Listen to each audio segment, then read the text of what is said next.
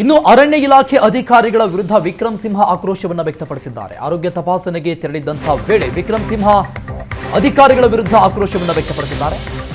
ತುಂಬಾ ವಿಷಯಗಳಿದ್ದಾವೆ, ಕಾಲ ಬರಲಿ ಎಲ್ಲವನ್ನ ಹೇಳ್ತೀನಿ ಅಂತ ಆಕ್ರೋಶವನ್ನು ವ್ಯಕ್ತಪಡಿಸಿದ್ದಾರೆ ವಿಕ್ರಮ್ ಸಿಂಹ. ಆರೋಗ್ಯ ತಪಾಸಣೆಗೆ ಅವರನ್ನ ಕರೆದುಕೊಂಡು ಹೋಗಲಾಗ್ತಾ ಇತ್ತು. ಈ ವೇಳೆ ಮಾತನಾಡಿದ್ದಾರೆ ವಿಕ್ರಮ್ ಸಿಂಹ. ತುಂಬಾ ವಿಷಯಗಳಿದ್ದಾವೆ, ಕಾಲ ಬರಲಿ ಎಲ್ಲವನ್ನ ಹೇಳ್ತೇನೆ ಅಂತ ಹೇಳಿದ್ದಾರೆ. ಎಷ್ಟು ಪಿತೂರಿ ಮಾಡ್ತಾ ಇದ್ದಾರೆ ಅನ್ನೋದನ್ನ ಬಹಿರಂಗ ಮಾಡ್ತೀನಿ, ಯಾರ್ಯಾರ ಕೈವಾಡ ಇದೆ ಎಲ್ಲವನ್ನ ಹೇಳ್ತೀನಿ. ರಾಜಕೀಯವಾಗಿ ಮುಗಿಸೋದಕ್ಕೆ ವ್ಯವಸ್ಥಿತವಾಗಿ ಪಿತೂರಿ ನಡೆಸ್ತಾ ಇದ್ದಾರೆ ಅಂತ ತಮ್ಮ ಆಕ್ರೋಶವನ್ನ ವ್ಯಕ್ತಪಡಿಸಿದ್ದಾರೆ. ಇದರ ಹಿಂದೆ ಯಾರ್ಯಾರ ಕೈವಾಡ ಇದೆ ಅದೆಲ್ಲವನ್ನು ಕೂಡ ಬಹಿರಂಗ ಮಾಡ್ತೀನಿ. ರಾಜಕೀಯವಾಗಿ ನಮ್ಮನ್ನ ಮುಗಿಸೋದಕ್ಕೆ ಈ ರೀತಿಯಾಗಿ ತಂತ್ರವನ್ನ ಮಾಡಿದ್ದಾರೆ ಅಂತ ತಮ್ಮ ಆಕ್ರೋಶವನ್ನ ವ್ಯಕ್ತಪಡಿಸಿದ್ದಾರೆ ವಿಕ್ರಮ್ ಸಿಂಹ.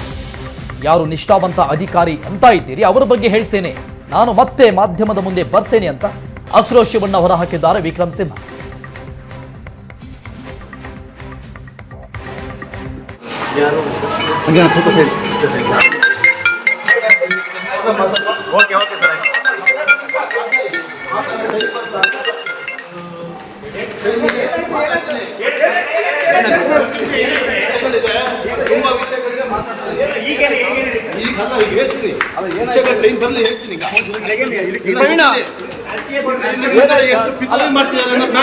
ಬಹಿರಂಗವಾಗಿ ಹೇಳ್ತೀನಿ.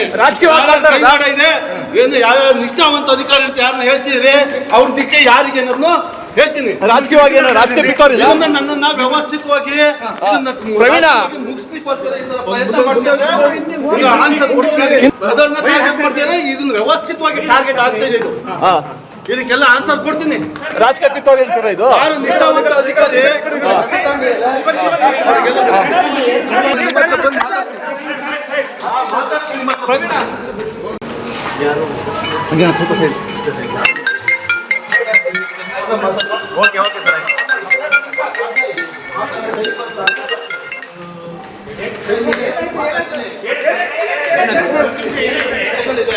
ತುಂಬಾ ವಿಷಯಗಳಿಗೆ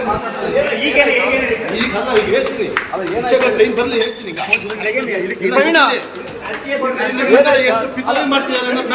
ಬಹಿರಂಗವಾಗಿ ಹೇಳ್ತೀನಿ. ಕೈವಾಡ ಇದೆ ಏನು ಯಾವ ನಿಷ್ಠಾವಂತ ಅಧಿಕಾರಿ ಅಂತ ಯಾರನ್ನ ಹೇಳ್ತಿದ್ರೆ ಅವ್ರ ದಿಕ್ಕೆ ಯಾರಿಗೆ ಅನ್ನೋದನ್ನು ಹೇಳ್ತೀನಿ. ರಾಜಕೀಯವಾಗಿ ನನ್ನನ್ನ ವ್ಯವಸ್ಥಿತವಾಗಿ ಮುಗಿಸ್ಲಿಕ್ಕೋಸ್ಕರ ಪ್ರಯತ್ನ ಮಾಡ್ತೇನೆ. ಆನ್ಸರ್ ಕೊಡ್ತೀನಿ. ಅದನ್ನ ಟಾರ್ಗೆಟ್ ಮಾಡ್ತೇನೆ. ಇದನ್ನ ವ್ಯವಸ್ಥಿತವಾಗಿ ಟಾರ್ಗೆಟ್ ಆಗ್ತಾ ಇದೆ. ಇದಕ್ಕೆಲ್ಲ ಆನ್ಸರ್ ಕೊಡ್ತೀನಿ. ರಾಜಕೀಯ ಪಿತೂರಿ ಅಂತೀರಾ ಇದು? ಯಾರು ನಿಷ್ಠಾವಂತ ಅಧಿಕಾರಿ